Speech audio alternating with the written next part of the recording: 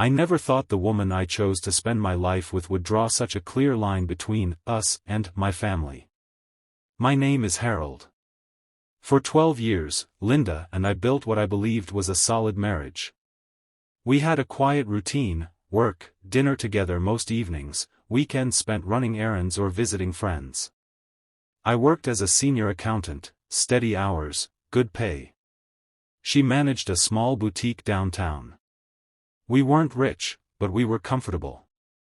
Comfortable enough that I thought we shared the same values. My mother turned 82 last spring. She still lived in the same modest house where I grew up, about 20 minutes from us. She was independent for her age, sharp mind, slow body. She managed most things on her own, but the little things were getting harder. A heavy grocery bag. Reaching the top shelf. Getting up after a fall. I made it a point to check on her a few times a week.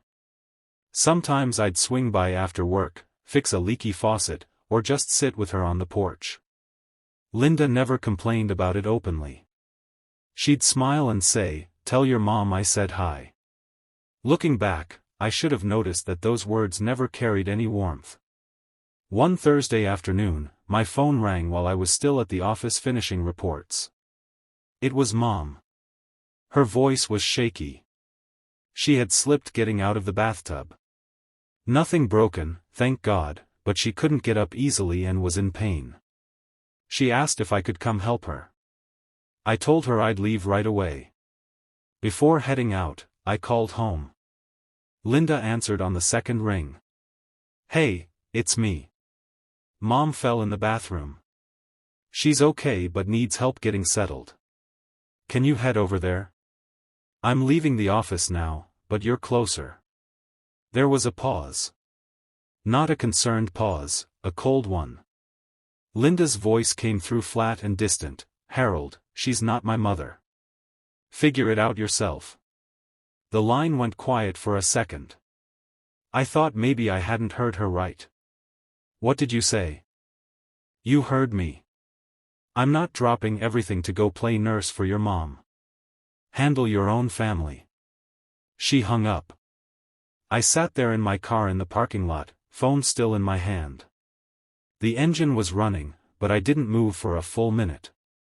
12 years of marriage, and that was her response to an 82-year-old woman who had never been anything but kind to her. I drove straight to Mom's house. Helped her up, checked for injuries, made her tea, and stayed until she felt steady again. She kept apologizing for bothering me. That hurt more than anything. That night when I got home, Linda was watching television like nothing had happened. I didn't yell. I didn't argue. I simply looked at her and said, "We need to talk about what you said today." She shrugged. "There's nothing to talk about. I'm not her caretaker. You want to take care of her, fine. But don't expect me to." In that moment, something inside me shifted. Not loud. Not angry. Just a quiet, heavy realization. The woman I thought I knew had just shown me exactly where I, and my mother, stood in her world. I didn't sleep much that night. I lay there replaying her words. "She's not my mother. Figure it out yourself." Simple. Cold. Final. The next morning, the house felt different. Not because anything dramatic happened, but because I saw everything with new eyes. Linda went about her usual routine, coffee, quick breakfast, checking her phone. She even asked me casually if I wanted her to pick up milk on the way home. As if yesterday never occurred. I answered politely, but the warmth I once felt toward her had already started to fade. Over the following days, I observed more than I spoke. I noticed how she avoided any conversation about my mother. If I mentioned taking Mom to a doctor's appointment, she'd change the subject or give short answers. When I brought groceries over to Mom's house twice that week, Linda never offered to come along. I started thinking about the past. Small moments I had brushed off before. The way she would sigh when I spent a Saturday helping Mom with yard work. The times she made excuses not to join family dinners at Mom's. How she always referred to her as, your mom, instead of a mom, like I did with her own parents. The disrespect wasn't loud. It was quiet. Consistent. And now it had shown its true face when it mattered most. A few days later, Mom called again. This time she was feeling dizzy and needed someone to take her to the clinic for a quick checkup. I was in a meeting, so I texted Linda asking if she could help. Her reply came back in under a minute, I'm busy at the store. Figure it out. Same words. That evening I sat her down. Calmly. No raised voice. Linda, my mother is 82. She's not asking for much. Just basic human decency when she needs a hand. Why is that so hard for you? She crossed her arms. Because it never ends, Harold. First it's a fall, then doctor visits, then maybe she moves in. I didn't sign up to be a full-time caregiver for your mother. That's your responsibility. I looked at her for a long moment. She's family. And when I married you, I thought we became one family. She laughed bitterly. That's sweet. But blood is blood. I have my own parents if they ever need anything. Yours aren't my problem. Those words landed heavier than any argument we'd ever had. Not because they were shouted, but because they revealed the truth so plainly. In her eyes, my mother was a burden. An outsider. Someone to be tolerated at best, ignored when inconvenient. I didn't argue further. I simply nodded and said, I understand. From that point on, I stopped expecting anything from her. I arranged help for Mom on my own, hired a part-time caregiver for a few hours a week, adjusted my schedule, and made sure she was safe. Linda noticed the change in me. I was still polite, still present in the house, but the emotional connection had quietly detached. I wasn't cold. I was clear.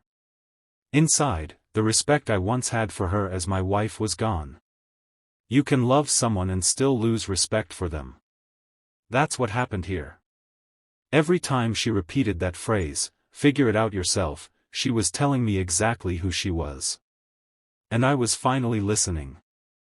I didn't plan some big confrontation or dramatic scene. That's not who I am. Instead, I moved with quiet intention. Over the next few weeks, I focused on what I could control. I spent more time with Mom, real time, not just quick visits. We talked about old memories, about Dad, about life. I made sure she felt cared for and never like a burden. The part-time help I arranged gave her dignity and independence. At home, things grew quieter between Linda and me.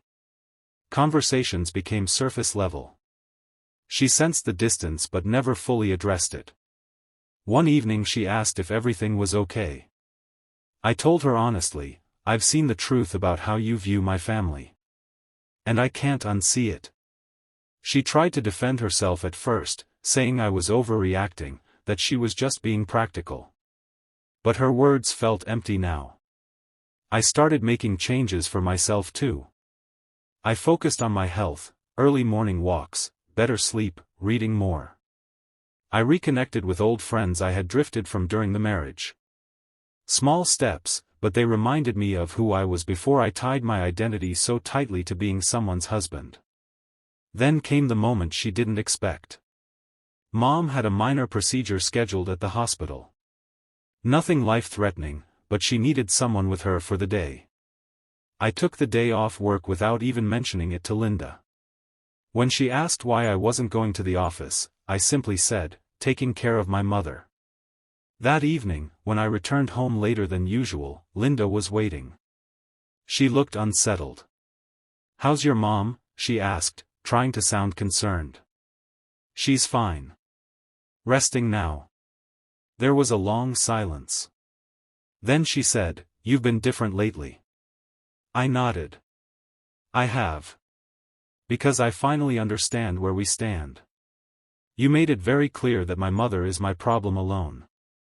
So I'm handling it. And I'm handling the rest of my life differently too. She tried to argue, bringing up our years together, our shared home. But I spoke calmly. Respect isn't something you demand when it's convenient. You showed me exactly how little respect you have for the woman who raised me. That changed how I see you. I won't fight you.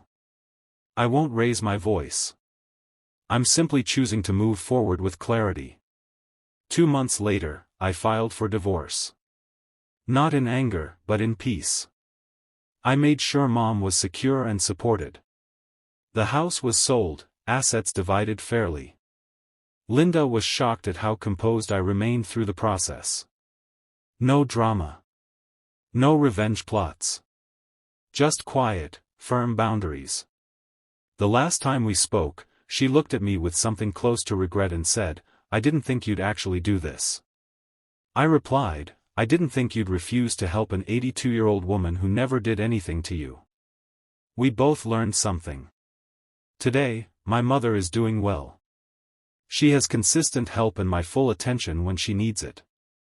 I have my own place now, quieter, simpler, but mine. I feel lighter.